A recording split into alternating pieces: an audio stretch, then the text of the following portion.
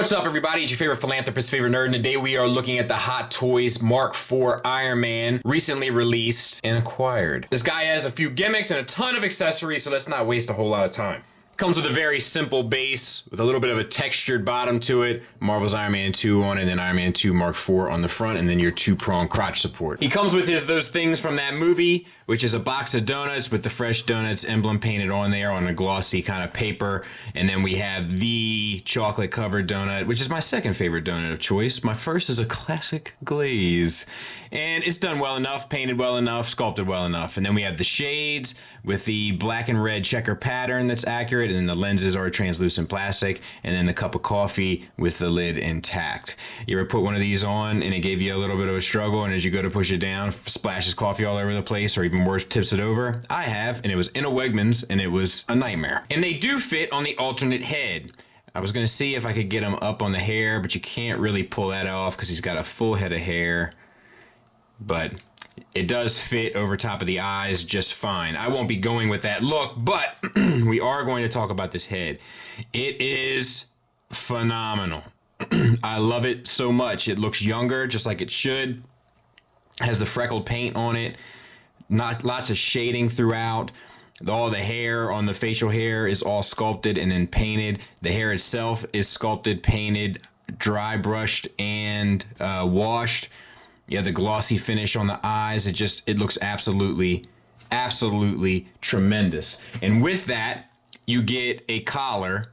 So you just pop the head off and then you put this in the collar on. The collar has this, it's a plastic, but it has the red metallic flecked paint finish on it, and then the black lining, and it looks beautiful. We'll take a look at this on the figure a bit later. It comes with two shoulder mounted rocket pieces. These are on hinges, so they articulate up and down, and then the finish is the same red metallic with some weathering done on it that looks tremendous, and they are all magnetized, so that makes this nice. You can remove these two flaps, which are also magnetized, and then insert this onto it to have the rocket launcher look, which is pretty cool.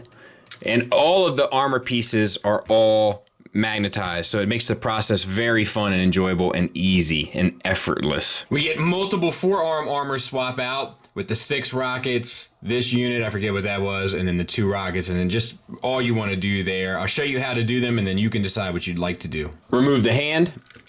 You can take off these side pieces here.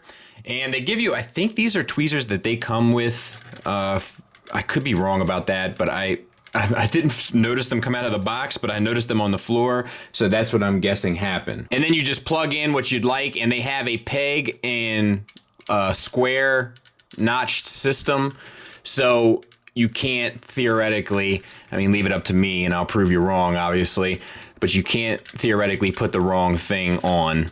They're all sorted that way for you.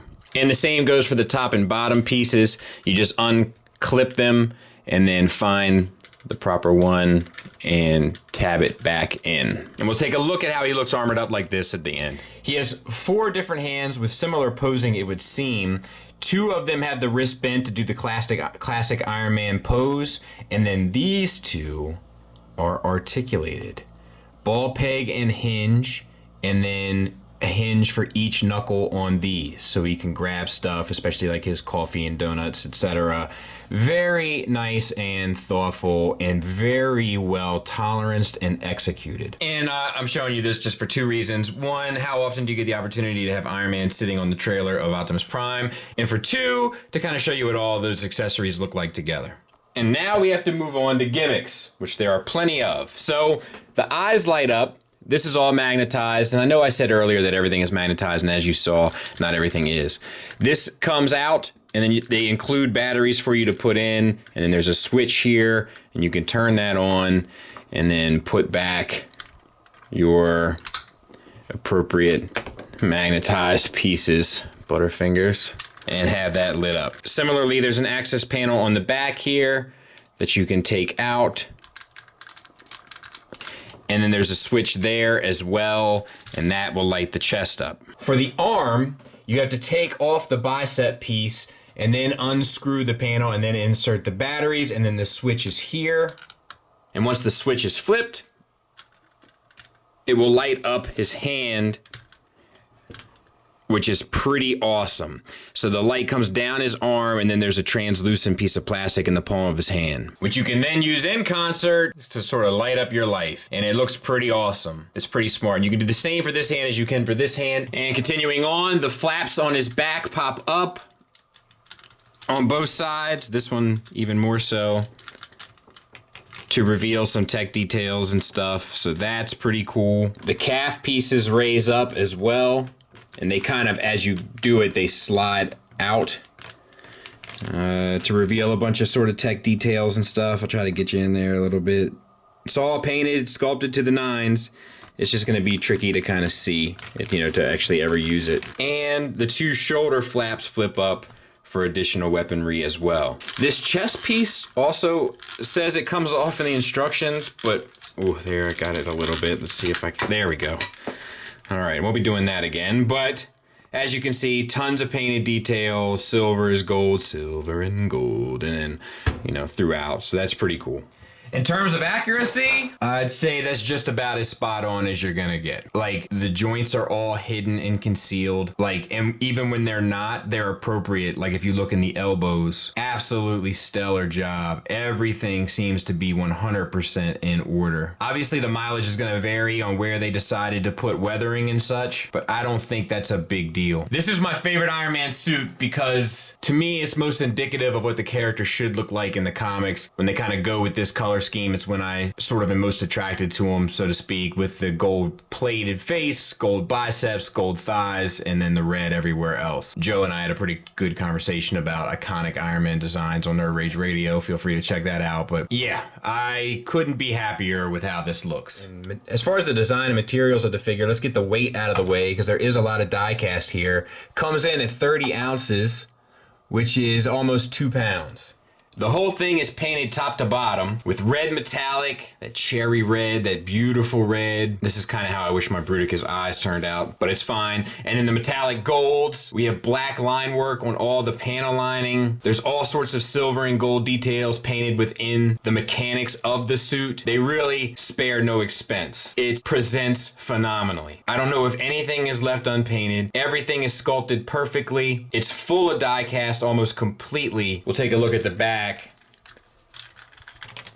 But add on top of that the silver and black weathering done to the red, and then the black weathering done to the gold. And I just don't have, it's very rare for me, but I just don't have one single criticism or complaint in the materials or paint or sculpt of this figure. Let's talk articulation. So there's a ball peg that goes from the chest into the neck, and then a double, is it a double? Let's take a look. No, it's a ball peg on a hinge that goes from the neck into the head. Using both, you can get the head all the way up to there, down to there. Confused dog look. These magnets do pop out a little bit as you're manipulating it, but it's no big deal. And swivel. That is a little bit obnoxious though. For the chest and abdomen area, you can actually extend it, which will get you an ab crunch, which is nice. And back a little bit maybe, and then a swivel. So that's done perfectly. This shoulder is on a double hinge that allows the shoulder pad to get up and out of the way. It's attached to the shoulder as it should be. The shoulder itself is on a ratcheted hinge connected to a ball peg that connects inside to the chest cavity. Using that, you can get the arm all the way up 90 degrees. You can then swivel the arm around all the way that you'd like. And then just adjust the shoulder pad as need be. One word of caution that I will give you is that all the joints here are toleranced pretty much perfectly. So if something is not working right, it means that something is bumping into something else. Take the time, figure out what that is, and sort it. There's also a hinge where it connects to get you a butterfly joint on the shoulder as well. So pretty much perfectly articulated. The bicep is on a swivel, so you get that, and then you get a double hinged elbow that pretty much gets you the full range. I don't think there's anything else you would want. And then for the wrist, you basically saw those connections, but there are wrist pegs here. It's like a ball joint. It doesn't articulate here because of the light piping and such. I mean, the electronics inside. But once you have it on, you should be able to get the wrist moving around as much as you really want. Same for the other side. For the hip articulation, you have ball pegs inside that are connected at a peg to a hinge inside of the pelvis. This allows the hinge to rotate up and down and the movement of the ball peg. You have these hip skirts, which can raise up. They sit seamless, and then they can raise up and get out of the way to allow for additional articulation. And you can extend the thighs. It's very subtle, but that helps with articulation as well. So using both, you can get the leg pretty much all the way straight forward. But using both here, pretty much limited to 60 degrees total per the instructions. For the leg, you get a thigh swivel built at the bottom of the armor, or the top of the armor rather, so that's a seamless fit. And then you get a ratcheted double jointed knee. It's a soft ratchet, but it works perfectly, and the knee armor fits in perfectly around it to make it not such an ugly joint when using the full range of the knee. For the ankles, you do have a flap here. That'll help you cover down. Once again, this is one of those things that can get out of the way and then start bumping into the other pieces. So if you're moving the foot around and it gets lodged, take the time, figure out what's wrong and sort it out, or you're gonna scratch the paint on your figure. But you get an ankle tilt down, as you can see, and up. I think it's on a double ball peg. Actually, it may not be. It may be a hinge here and then a hinge down at the foot, because that rocker is pretty great. And then you have a toe hinge as well. Once again, let's sort it out. So that all works. And on the back of the foot, there's this heel piece that'll get out of the way for more of an extended look as well. So you should be able to get the feet pretty much in any range that you would want. And much like on the front, the back hip skirts rotate out as well for additional range. And there he is from the back.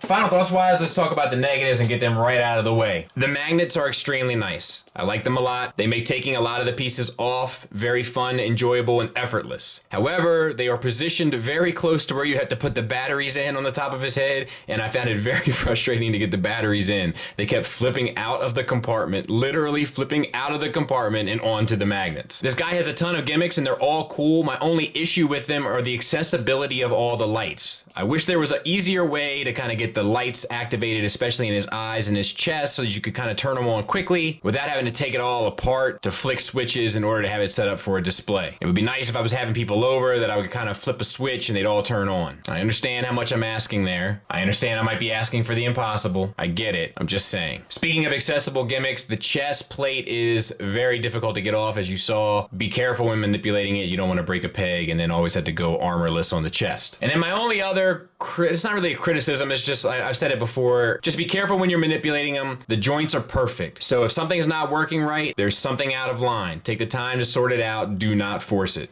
The positives, though, far outweigh the negatives. The articulation is pretty much perfect. The gimmicks are numerous, and while not always fun to implement, the payoffs are always worthwhile. The joints are toleranced perfectly. The materials are second to none. The sculpt is second to none. The paint is second to none. The presence is second to none. And the feel is second to none. It's one of the best figures I've bought of the year. It's one of the best figures in my collection. It's unfortunate because it's not one of my favorite characters. But whatever, I'll take what I can get. I've had enough L's. It's nice to get a few W's every once in a while. Can't recommend this figure enough. It is outstanding. I know it has the one with all the power armor. If you have the display space for all that and you're interested in all that, by all means, go for it. I have no interest in it whatsoever. I just wanted this representation of Iron Man because it happens to be my favorite. It's actually a little serendipitous. As I got into Hot Toys, I was like, oh, I'm gonna have to track down a Mark IV somehow, and then they ended up putting out a new one. So it's just, sometimes the universe lays itself out for me. What are you gonna do? Thanks for listening. Thanks for watching. Until next time, take care.